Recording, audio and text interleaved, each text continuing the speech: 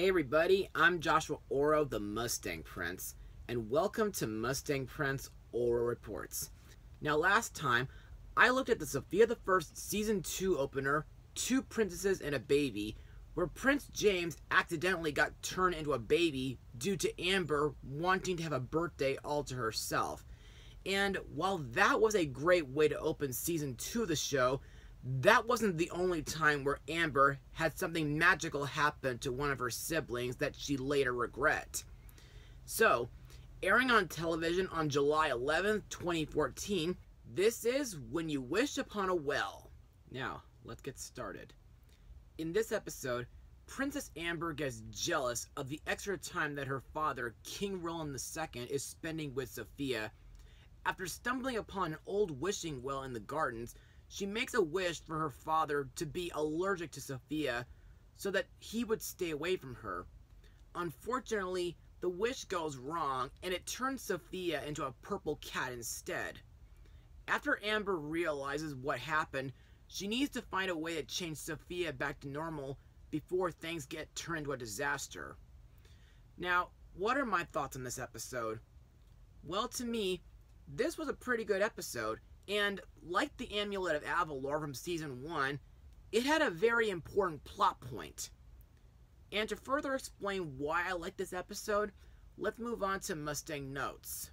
Now, firstly, the episode's title is obviously a reference to the legendary Disney song When You Wish Upon a Star from Pinocchio.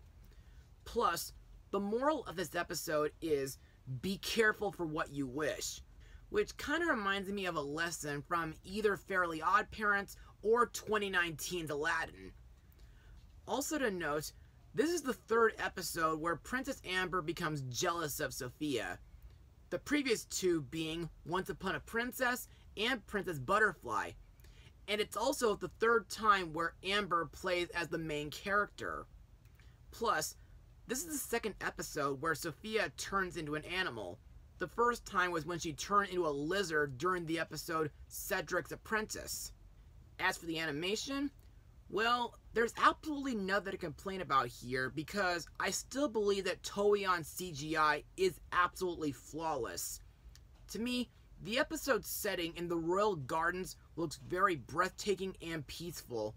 And I think the royal obstacle course in this episode looks pretty tricky and challenging. Also, there's a running gag involving this stray white cat, which kind of reminds me of the cats that I've been seeing at Disneyland for quite some time now. And I'm also curious if they're still around after the parks reopened last year. And now let's move on to the episode's song, Make Your Wishes Well, which is sung by Amber while she expresses regret for wishing Sophia into a cat as she chases her around through the garden maze trying to save her from Rex and Wormwood. In my eyes, while this is a good song, I find it pretty similar to anything from Just One of the Princes and Sisters and Brothers from Two Princesses and a Baby, due to it being sung off screen.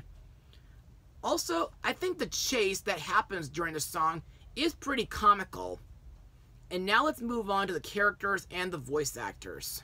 Our main character, Princess Amber, is voiced by Darcy Rose Byrnes, best known from Desperate Housewives, Big Shot, The Legend of Korra, and Spirit Riding Free.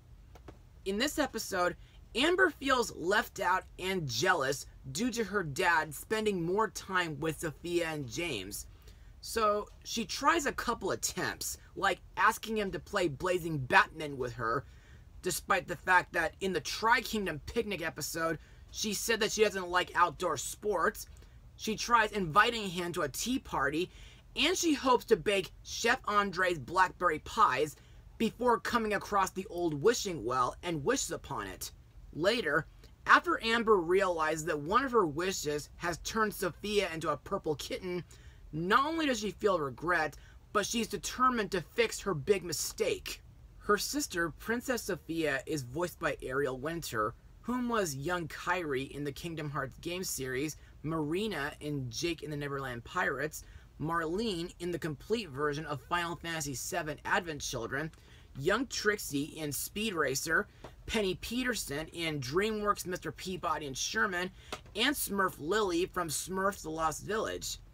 During this episode, Sophia is racing against James through the royal obstacle course, and she gets coached by her dad. However, for a majority of this episode, Sophia is transformed into a purple kitten, and to me, not only does Sophia look adorable as a kitten, but she kind of reminds me of Marie from the Aristocats. But, at the same time, her cat form kind of puts Sophia in danger. Next we come to Sophia's best friend, Clover, voiced by Wayne Brady, whom was in Clifford's Really Big Movie, Stuart Little 3, and Food Fight. Anyway, as I stated before, Clover is one of my favorite characters in the show, mainly due to him being a sassy, lazy, but helpful friend. Plus, I find it pretty interesting that his favorite story is Aesop's The Tortoise and the Hare, until the end. Also, one of my favorite parts is when Clover helps protect Sophia from Rex and Wormwood, which to me shows his comical, clever, and sneaky side.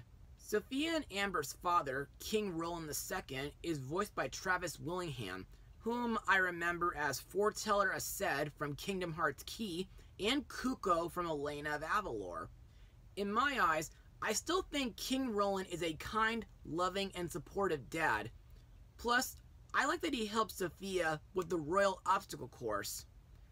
Also, I think King Roland's role in this episode is really interesting and later shocking.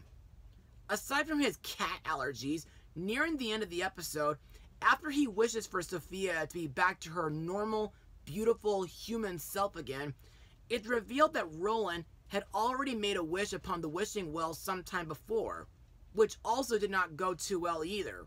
And while he doesn't really say what happened, it was revealed during the series finale, Forever Royal, where he wished for a family, and, like Princess Aurora, Amber and James were born, but sadly, his wife Queen Lorelei fell ill and died shortly afterwards.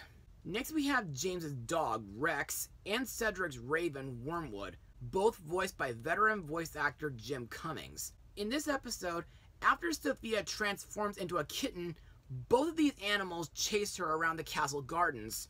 To me, the reason why Rex chases Sophia is mainly because, well, it's what most dogs do, while Wormwood's reason is so that he can steal Sophia's amulet for Cedric. However, I am glad that Sophia was able to outsmart them by using the royal obstacle course. The last character to talk about is the Old Wishing Well, voiced by Keith Ferguson. Best known for voicing Owl in Bambi 2, Blue from Foster's Home for Imaginary Friends, Zuzo from Elena of Avalor, and Marluxia from the Kingdom Hearts games. Now, it's pretty easy to overlook this thing as a character since, well, he doesn't move and he's a garden ornament. But at the same time, he's a magical sentient who's technically alive, and he has the ability to grant people 3 wishes by tossing in their riches into his mouth. To me, the Wishing Well is a pretty eccentric looking character.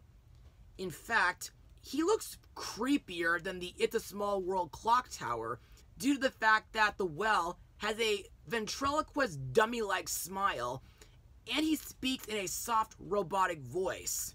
In fact, Keith Ferguson's performance kind of makes the well sound like HAL 9000, the main antagonist from the 1968 MGM sci-fi movie 2001: A Space Odyssey.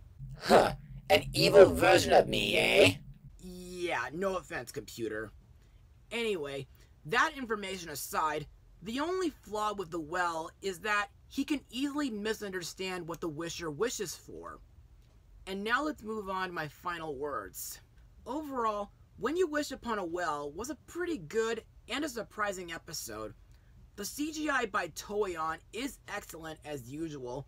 Amber was a decent and promising main character, and her song was good to learn from. Plus, Sophia is absolutely adorable as a kitten, and she's also pretty smart too. Wormwood had a very hostile antagonistic role, but pretty brief at the same time, and I thought King Roland made a great coach. Plus, nowadays, after watching this episode, I feel like Roland's connection to the Old Wishing Well was very twisted, but at the same time, like the Amulet of Avalor episode, I would categorize this as one of Sophia's most important episodes. As for my rating, I'll give it a full 100%. Well, that's all for now. Join me next time as we look at another episode that centers on our favorite bunny, Clover. Mustang Power.